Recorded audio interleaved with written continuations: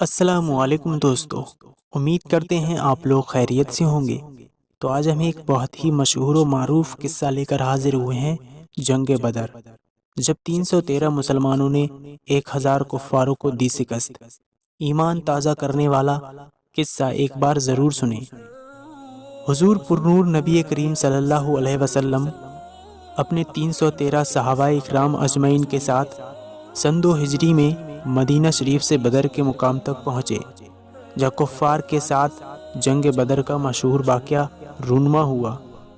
جب آپ لوگ بدر کے مقام پہ پہنچے تو رات ہو چکی تھی۔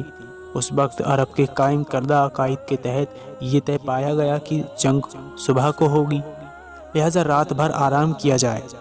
لہٰذا ایک طرف مسلمانوں کے لشکر نے پڑاؤ ڈالا، جبکہ دوسری جانب کفار اپنے لشکر کے ساتھ ٹھہرے۔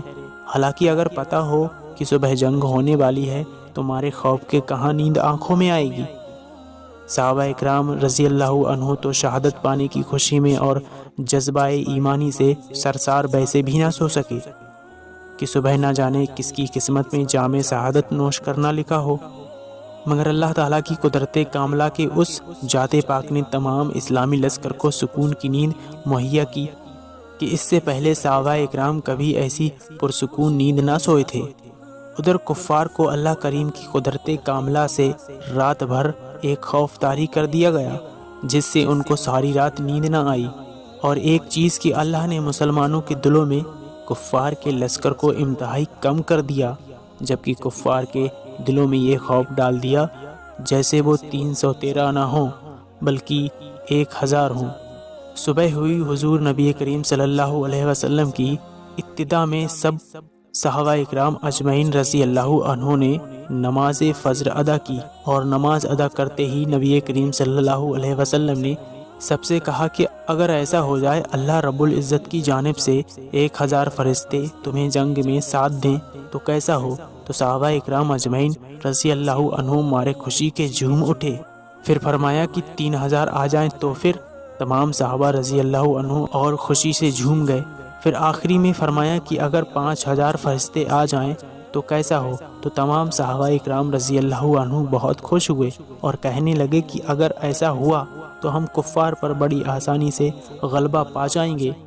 قربان جائیں سرکار دو عالم صلی اللہ علیہ وسلم پر کہ اس وقت اللہ رب العزت نے بھیجنے کا ارادہ نہیں فرمایا تھا، مگر جب حضور نبی کریم صلی اللہ علیہ وسلم نے فرما دیا تو اللہ کریم نے اپنے حبیب صلی اللہ علیہ وسلم کے لیے فرشتوں کی فوج بھیج دی۔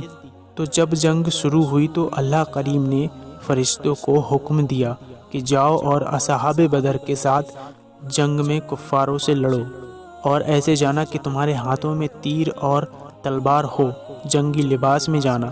تو حکم باری تعالیٰ پاتے ہی فرشتوں کی جماعت سردار ملائکہ حضرت جبرائیل علیہ السلام کی قیادت میں اصحاب بدر کے ساتھ کفار سے جنگ کرنے آ گئے، اور یہ جنگ مسلمانوں نے فرشتوں کی غیبی مدد سے بآسانی جیت لی۔ بہت سے کفاروں کے سردار اس جنگ میں مارے گئے، جس سے ان کی کمر ٹوٹ گئی اور بہت سے کفار کو قیدی بنا لیا گیا۔ تو نبی کریم صلی اللہ علیہ وسلم نے صحابہ اکرام رضی اللہ عنہ سے پوچھا کہ کیا کیا جائے؟ تو سب نے اپنی اپنی رائے دی کہ ان کو قتل کر دیا جائے یا ان کو قیدی بنا کر غلام بنا لیا جائے، مگر قربان جائیں آقا دو جہاں صلی اللہ علیہ وسلم پر کہ اللہ کریم نے بے شک آپ کو رحمت للعالمین بنا کر بھیجا، تو آپ نے یہ فیصلہ کیا کہ ان سے فائدہ لے کر چھوڑ دیا جائے۔ کیا بات ہے سرکار دو عالم صلی اللہ علیہ وسلم کی کہ لوگ ان کو مارنے کی غرض سے آتے، آپ اپنی رحمت و کرم کے صدقے ان کو چھوڑ دیتے۔ فرشتے بھی واپس چلے گئے۔ جنگ کے بعد آپ نے نماز پڑھائی۔ جب آپ نماز سے فارغ ہوئے تو ایک صحابی نے عرض کیا کہ یا رسول اللہ صلی اللہ علیہ وسلم، آپ نماز کے دوران مسکرا کیوں رہے تھے؟ تو آقا صلی اللہ علیہ وسلم نے مسکرا کر جواب دیا کہ جبرائیل امین علیہ السلام جنگ کے بعد تمام فرشتوں کو لے کر واپس چلے گئے، تو اللہ کے حکم سے آسمان پر فرشتوں نے انہیں آنے سے روک دیا اور فرمایا کہ تم جس مقصد کے لیے گئے تھے اس کے بنا کیسے آ گئے؟ تو جبرائیل علیہ السلام نے فرمایا کہ ہم تو جنگ میں صحابہ کی مدد کرنے کے لیے گئے تھے۔ تو انہوں نے فرمایا نہیں، تم کو رضائے مصطفیٰ صلی اللہ علیہ وسلم کی خاطر بھیجا گیا تھا، لہٰذا جاؤ اور جب تک ان سے اجازت نہ لے لو واپس نہ آنا۔ تو اس وجہ سے جبرائیل علیہ السلام میرے پاس آئے تھے اور اس وقت ہم نماز ادا کر رہے تھے، تو میں نماز میں بول نہیں سکتا تھا، اس لیے مسکرا کر انہیں اجازت دی کہ ہاں اب تم سبھی جا سکتے ہو۔ سبحان اللہ، کیا مقام ہے ہمارے آقا حضرت محمد صلی اللہ علیہ وسلم کا۔ سبق دوستو، 313 صحابی اور 1000 کفار۔ جنگ بدر میں صرف 313 افراد، 70 اونٹ، 3 گھوڑے، 8 تلواریں اور 6 جرحا تھیں، جبکہ لشکر کفار کے پاس 1000 افراد، 700 اونٹ، 100 گھوڑے، 950 تلواریں اور 950 جرحا تھیں۔ ایک نظر جنگ بدر پر ڈالیے اور اپنے وجود پر غور کریے کہ آج ہمارے پاس کس چیز کی کمی ہے، ہم کہاں کمزور ہیں۔ کفار کے لشکر میں کھانے پینے کا سامان بڑی کثرت سے تھا، روزانہ 11 اونٹ ذبح کر کے کھاتے تھے، جبکہ اسلامی لشکر میں جاتے رہا کی یہ حالت تھی کہ کسی کے پاس 7 تو کسی کے پاس 2 کھجوریں تھیں۔ آج ہمارے پاس کیا نہیں ہے بتائیے؟ مہینے بھر کا راشن بھرا رہتا ہے اور پیسے ایکسٹرا رہتے ہیں، پھر بھی ہر جگہ بے بس ہیں، مارے کاٹے چلائے جا رہے ہیں۔ پتہ ہے کیوں؟ کیونکہ مسلمان دین سے بھٹک رہا ہے، اللہ پر سے توکل ہٹ رہا ہے، 2 کوڑی کی چمچہ گیری میں لگا ہے، اپنا ایمان بیچ رہا ہے۔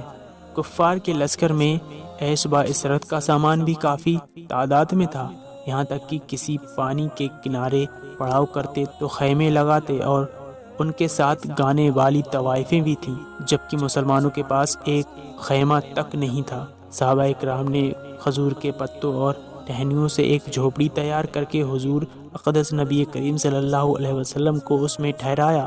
آج اس جگہ مسجد بنی ہوئی ہے۔